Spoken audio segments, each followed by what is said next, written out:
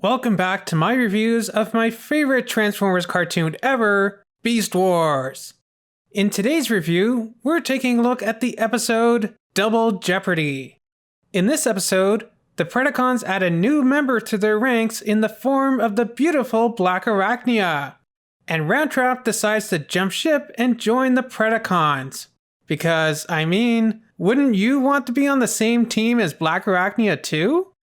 We begin this episode with another stasis pod descending to Earth. Well, the writers wasted no time reusing that gimmick. Optimus Primal and Dinobot get to the pod, but so do the Predacons, who steal it and return to their base with their new prize. The Maximals suspect that they have a traitor among them.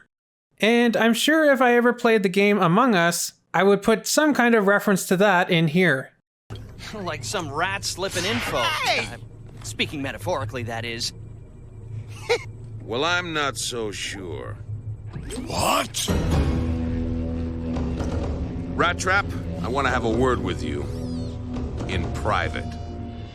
Back at the dark side, the Predacons awaken their new comrade.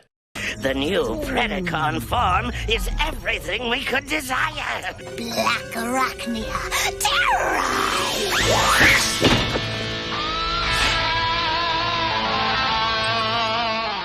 Tarantulas, I suspect an ulterior motive behind your beast form selection. Yeah, like how creepy is it that Tarantulas basically made Blackarachnia another spider like him, simply so that he could, have a girlfriend? Ew. This kind of reminds me of the plot of Weird Science, where a couple of horny teenagers made themselves a woman. It's pretty sus what their true motives are, but I think you can guess. She's alive! Alive!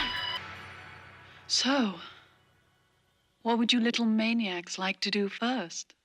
It's also not helped that apparently Blackarachnia's character model was inspired by a stripper.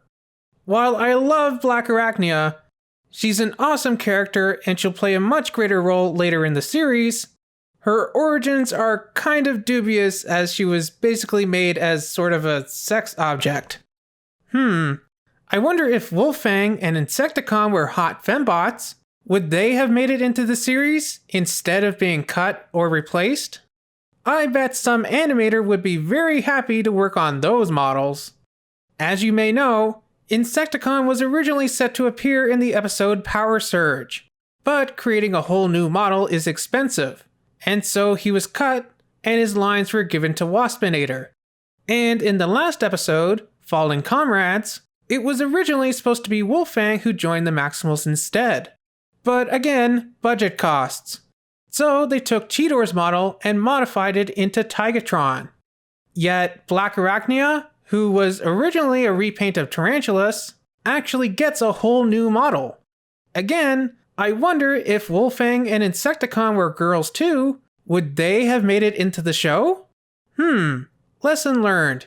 If you want more characters in your Transformers show, make them sexy fembots. So Rattrap's loyalty is called into question, and Optimus sends him on a dangerous mission. But the Predacons have apparently hacked the Maximals' comms, and Megatron sends Pterosaur after Rattrap, who surrenders and agrees to become a Predacon. Will you still defend your friend, or will you see him for what he is, a traitor?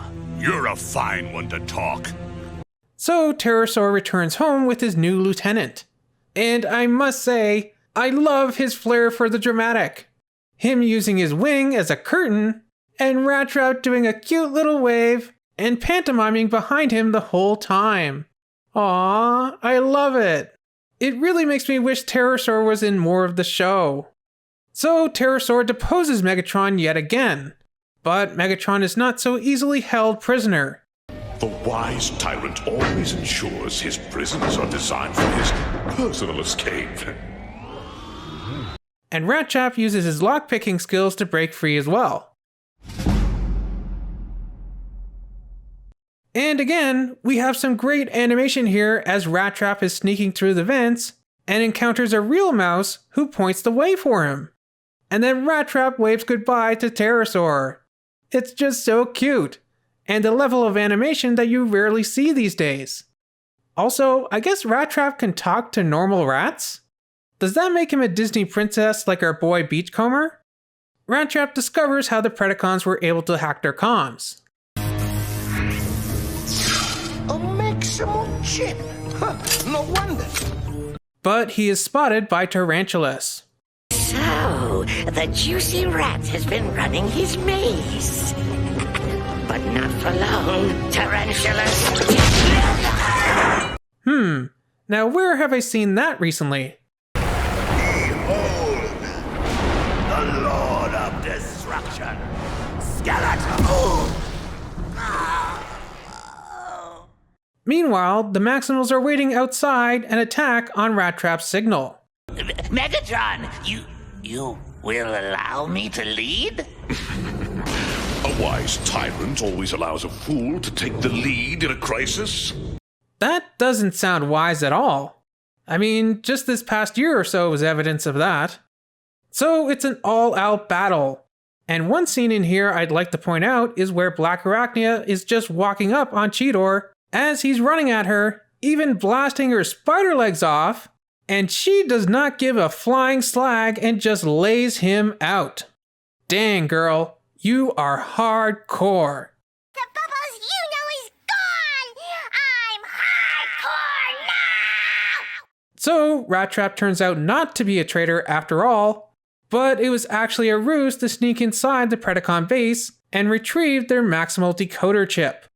This was another great episode of Beast Wars. It's the debut of the fan favorite femme fatale, Blackarachnia, who admittedly doesn't get much to do in this episode, but she'll more than make up for that later on. And it was a great character episode for Rattrap. It almost had sort of a spy theme to it. This episode, specifically his little pantomiming with Pterosaur, really made me like Rattrap. It was so cute. Which is a good thing, because our next episode is also very Rattrap heavy. For now, let me know what you thought of this episode of Beast Wars down in the comments. Remember to like, share, and do all that other fun stuff. And I'll see you back here next week for the next episode of Beast Wars, A Better Mousetrap. Like I mentioned, another Rattrap focused episode. So be sure to come back next time for that.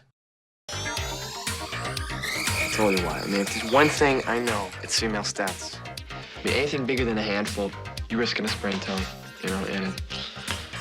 Yeah. Yeah.